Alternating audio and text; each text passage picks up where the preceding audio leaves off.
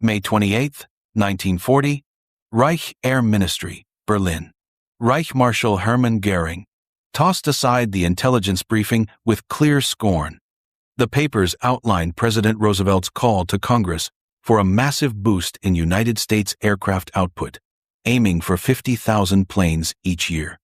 The Americans must be grasping at straws if they think this bluff will scare us, Göring sneered to his aides. They have no clue about real war manufacturing. Let them attempt to switch their car plants over. They will discover that crafting combat aircraft demands far more than simple conveyor belts. What Göring could not comprehend was that in Detroit, a Danish-born man named William Knudsen was already showing him up. The ex-General Motors head, now serving for $1 yearly as Roosevelt's manufacturing leader, was directing the boldest factory overhaul ever seen in history. In 4 years, United States plants would churn out not the ridiculed 50,000 aircraft yearly, but close to 100,000 planes each year, while feeding 2 vast war fronts on different sides of the globe. The speech that sparked German mockery happened on May 16, 1940, as German tanks sped across France. Addressing Congress, Franklin Roosevelt stated, "I would love to see this country ramped up to produce at least 50,000 planes yearly." Doubts arose even from friends. In 1939, America made only 3,611 military aircraft.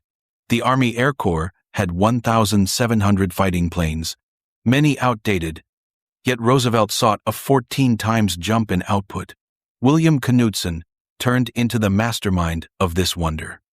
When queried on who might pull off such a wild goal, presidential helper Bernard Baruch replied, "First, Bill Knudsen. Second, Bill Knudsen. Third, Bill Knudsen." Knudsen had ditched his $300,000 pay to aid his new homeland, applying car mass, making ideas to plane building. The change kicked off right away. By December 1941, United States factories were turning out 2,000 military aircraft monthly, a 20 times rise from 2 years before. The Ford Motor Company revealed blueprints for a huge bomber facility at Willow Run, Michigan. Boeing grew its Seattle sites. Douglas Aircraft added thousands of staff. The arsenal of democracy was stirring to life. The Nazi rulers' rejection of American strength came from racial bias and deliberate ignorance. General Friedrich von Boetischer, Wehrmacht military attaché in Washington from 1933 to 1941, sent true accounts of American factory gearing up. His December 1940 message cautioned, "American war output will hit unbelievable levels." Berlin brushed off these alerts as defeatist hype. When Boetischer spoke with Hitler in February 1939 about American might, the Führer raved on American racial decline instead of heeding spy evaluations. Hitler declared Americans half Judaized, half negrified, and unfit for long fights. This belief-based blindness became deadly. The bias spread everywhere. Luftwaffe spies waved off tales of women joining plane factories as proof of American panic. They could not imagine that open society rallying might top dictatorial control.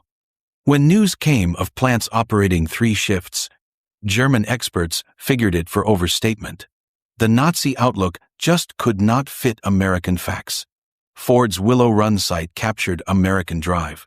Built on open land starting April 18, 1941, it grew into the planet's biggest plant under one cover. 3.5 million square feet with a build line running 1 mile. Charles Sorensen, Ford's making boss, vowed to craft 1 B-24 Liberator bomber hourly when others scraped by with 1 daily. Early outcomes were disastrous.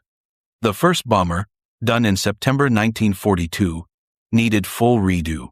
Flaws hit 50%. By February 1943, Willow Run made only 56 bombers monthly versus pledges of hundreds. Skeptics called it, "Will it run?" But Ford experts pushed on, splitting the B-24's 488,193 parts into easy subunits. They created hydraulic riveting devices, ready-made wire bundles, and rolling build lines. They handled 578 design shifts in 1943 alone, while keeping flow. By September 1943, monthly output hit 148 bombers. By December, 365. The big leap arrived in April 1944, when Willow Run crafted 428 B-24s, one every 63 minutes, round the clock. This one sight was surpassing the whole German air industry. German flyers first spotted American-making edge in the Tunisia battles. Major Johannes Steinhoff, leading JG-77, wrote in December 1942, "The American flyers are past beginner stage. Most worrying, their numbers grow daily." The truth sped up through 1943. January 27 saw the first United States strike on Germany proper. 64 bombers hitting Wilhelmshaven. By October in Black Thursday, at Schweinfurt, the Americans could drop 60 B-17s and restock in 2 weeks. The math grew unavoidable. In Big Week, February 20th to 25th, 1944, the 8th and 15th Air Forces launched 3,500 bomber flights against German plane-making. The Luftwaffe dropped between 262 and 355 fighters, but worse, about 100 key veteran pilots. General Adolf Galland told Göring that Germany lost 1,200 fighters monthly, while making 1,000. America made 2,500 fighters monthly, while losing 400. Major Hans Baer, one of Germany's best aces with 220 wins, recalled a January 1944 task over Brunswick. The bomber flow reached from edge to edge. At least 700 flying fortresses and liberators. We were 8 fighters versus hundreds. It felt futile. By 1944, American aircraft output hit amazing scales. That year alone, plants made 96,270 aircraft, 16,048, 4-engine bombers, 35,743 fighters, and 22,591 multi-engine craft. This 1 year's tally topped Germany's full war total of about 94,677 aircraft. The gap went past counts. Each American bomber had 13.50 caliber machine guns with thousands of shots. German fighters often flew with half ammo. American bombers had powered gun mounts, top-notch bomb aims, and fancy navigation tools. German fighters sometimes missed working radios. Boeing's Seattle Plant 2 was crafting 16 B-17s daily. By May 1944, Douglas Aircraft, which had just 68 staff in 1936, swelled to 167,000 workers over 9 spots. North American Aviation pumped out 500 P-51 Mustangs monthly. Lockheed hit 1 P-38 Lightning every 90 minutes, while adding 2,127 battle-based changes. Backing sectors kept up. General Motors made 57,658 aircraft engines under Wrights. Packard crafted 55,523 Rolls-Royce Merlins. Alcoa's aluminum yield rose 600%. Dow Chemical's magnesium output jumped from 6 million yearly to 333 million. The shift in America's labor force smashed Nazi ideas. Women making up under 1% of aircraft staff in 1941 hit 65% by 1943. 310,000 women in aircraft jobs. At Douglas Long Beach, 22,308 of 41,620 employees were women. Rose Will Monroe, the true Rosie the Riveter, hammered 3,000 rivets per shift at Willow Run with 99.5% precision. Women checkers at Douglas cut flaw rates from 3.2 to 0.3%. Ford remade tools for smaller grips, accidentally boosting speed. Lighter air-driven tools cut tiredness, while smarter work spots lowered harms. German spies saw female hires as panic. A seized Luftwaffe brief waved off these workers as short-term, forecasting quality drop. Instead, accuracy rose. Women shone in fine tasks, wiring, gauges, checks. Their blend showed open society power, not flaw. As American output climbed, Germany fell into dreams. Goring green lit the Jaeger plan in February 1944, spreading making into 729 hidden spots using forced workers. The Mittelwerk site used 60,000 captives in awful states, with 20,000 deaths. These buried plants made more faults than planes. Forced laborers wrecked parts. Shipping between spread spots caused holdups. Quality checks failed. The full Mittelwerk spot made fewer engines monthly than Ford's lone Chicago plant. Meanwhile, American fresh ideas sped up. Boeing made modular B-29 building over 4 spots with fully swap-able parts.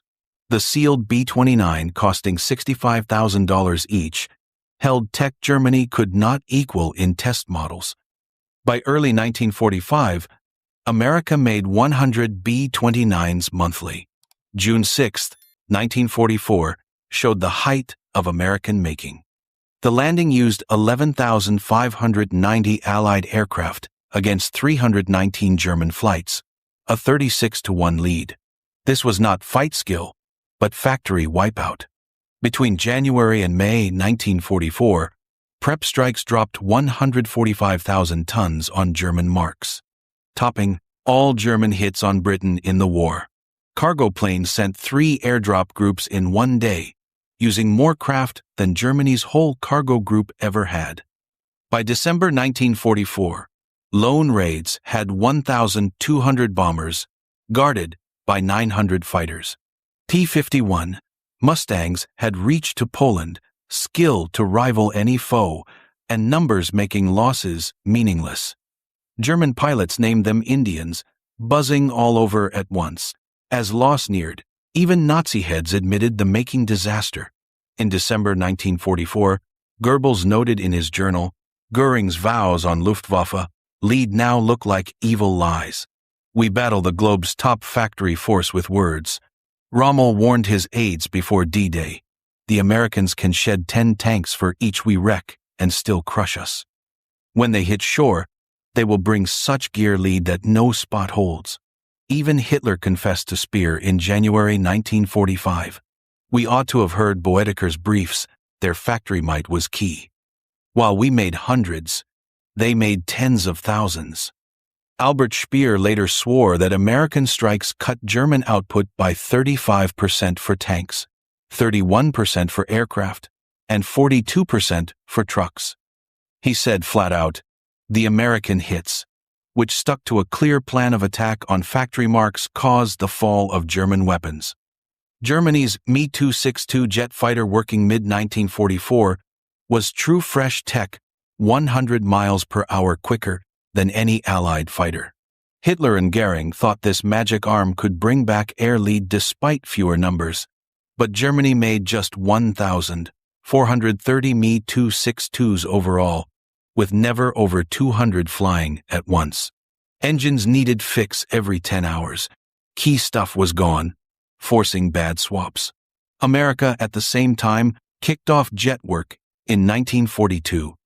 While the Bell P-59 fell short of German jets, Lockheed's P-80 Shooting Star, better than any German jet, started making before war close. American factory depth let chase of many techs at once, a treat Germany could not pay for. The match showed the making war's end. Germany's tech lead in jets meant zero against America's skill to craft thousands of old-style fighters while building next-wave craft. Skill without numbers was useless in full war. Hermann Göring's catch by parts of the U.S. 36th Infantry Division on May 8, 1945 kicked off his face-off with truth. At first bold at the question spot in Augsburg, he claimed German tech was better, beaten only by counts. His move to Camp Ashkan in Luxembourg, the special spot for top Nazi captives, brought deep questions. In July 1945, Major Kenneth Heckler held long talks, noting Göring's growing grasp of American factory lead. I knew American factory might was huge, Göring told Heckler. But the doing topped my worst dreads. That lone site at Willow Run, made more craft than our full bomber group at best. It was beyond grasp. He showed special shock at American supply. Your skill to feed troops over 2 seas while keeping home output. This was past our thoughts. We could not well feed troops 500 miles from Germany. You fed armies 5,000 miles from America. At his Nuremberg trial, accusers showed Göring with crushing proof of American-making lead. Graphs displayed America making more aircraft monthly by 1944 than Germany yearly. Clips of Willow Run's build lines ran, while accusers named German towns wrecked by bombers from that one site. Göring's March 14, 1946 words showed his fight to get the size. I thought the money and tech might of the United States to be very great, especially the Air Force, but I never dreamed they could boost aircraft output 100 times in 4 years. Such rise seemed not possible in body. Jail mind expert G.M. Gilbert noted Göring's fixation on making numbers. He kept figuring rates, matching single American sites to full German output. He seemed stuck on Willow Run, naming it that cursed site that snapped our spine. When shown that America made 812,615 aircraft engines versus Germany's 241,675, Göring just gazed at the counts quiet. The math truth of loss was clear. The overhaul's reach stays amazing now. From 3,611 military aircraft in 1940, America made 295,959 by war end, 97,810 bombers, 99,465 fighters, 98,684 others. This showed not just amount, but full lead in every making side. 2 million Americans worked in aircraft making at top, including new mix: women, African Americans, Mexican Americans, Native Americans, hurt workers, young folks, and older ones. This open rallying reached what dictatorial rule could not: willing teamwork that topped forced works yield by all marks. The staff that joined factories in 1941, clueless on aircraft, left in 1945 as the globe's top air workers. They did not just craft planes, they changed making fully. Math quality rule built for bomber output became worldwide plant norm. Auto ideas started at Willow Run shifted global making. The experts who planned bomber build lines would plan the Saturn V rocket. The women who fixed B-24s would raise kids who stepped on the moon. The making wonder did not stop with win. It started the American age. The money sides challenged money rules. Aircraft making took $45 billion in 1940s dollars, like $800 billion now. The B-29 plan alone cost more than the Manhattan work. Yet instead of breaking America, war output built new wealth. Job loss, which hurt the down years, gone fully. Person earnings doubled between 1940 and 1945. War bond buys by workers funded much of the growth. Willow Run staff alone bought $45 million in bonds, backing their own sites' runs. Germany, on the flip, used 40% of its full plant skill for aircraft making by 1944, yet made under half American yield. Forced work, leaned on more, proved badly wrong. Wrecking was common. Quality fell. Yield per German worker dropped after 1943. While American yield rose 300%. The making base built for war became the ground for after-war wealth. Aluminum makers built for bombers made stuff for home building.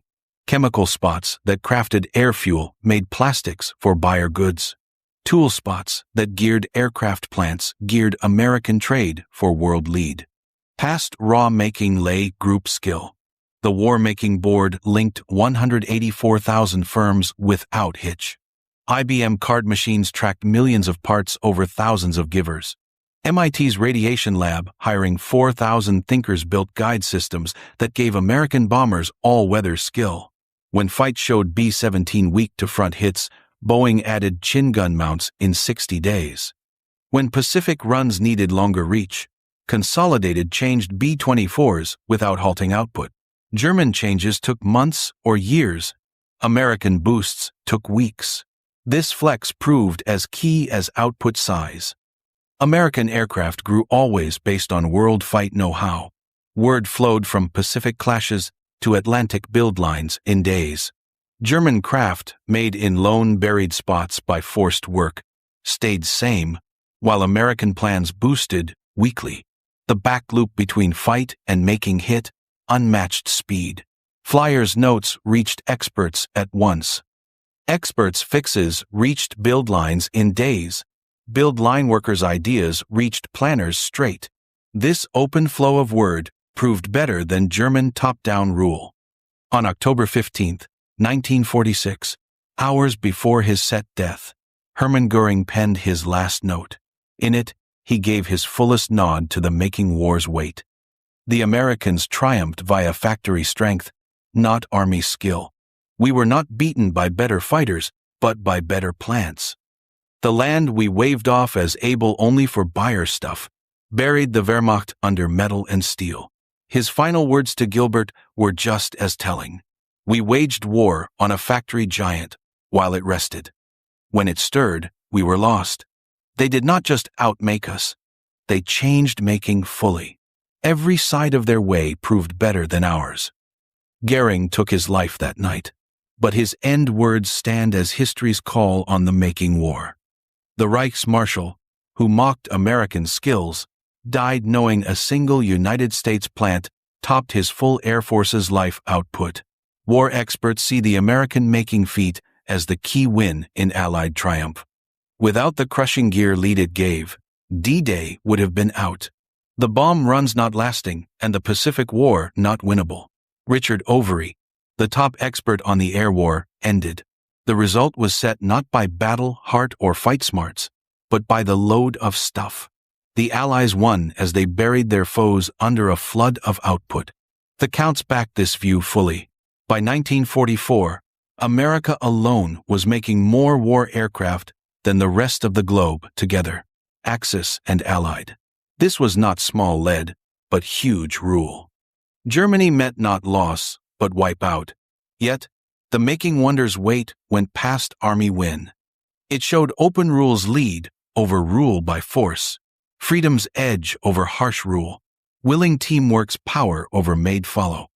The workers who reached this change were not chained or drafted, but free folks joined in shared goal. Hermann Göring's mock of American making skill stands as history's worst wrong guess.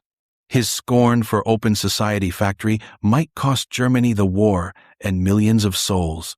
His miss to spot American skills locked the Third Reich's end before the first bomber hit German air. The shift from 3,000 to 100,000 aircraft yearly showed that free lands when facing life threats could reach the out of reach. American workers did not just hit Roosevelt's wild aim, they doubled it. They did not just equal German output, they topped it 5 times while fighting in the Pacific too. Today's rulers should recall Göring's slip, mocking open lands as weak as they seek peace, or low-guessing free folks making skill as they choose wealth over take, calls for huge wrong guess. America in 1940 seemed not ready for war. By 1944, it had turned into an endless factory beast. The arsenal of democracy showed that build lines could be as key as battle lines, that gather workers could be as vital as troops, that factory rally could set win as sure as war plans. Göring grasped this teaching too late at the price of his land's ruin. From his mocking reply to Roosevelt's words in May 1940 to his death at Nuremberg in October 1946, Hermann Göring's path traced the curve of Nazi Germany's fall. His scorn for American making became the mark for the Third Reich, a rule that mixed belief with skill, that took harsh rule for power, that thought race tales could beat factory math. The Reichsmarschall, who mocked American aircraft output, died knowing that American plants had made more planes in 1944 alone than Germany handled in the full war. His laugh at open society factory skill became history's priciest fun, paid in the coin of full loss. America made 295,000 959 military aircraft. Germany made 94,677.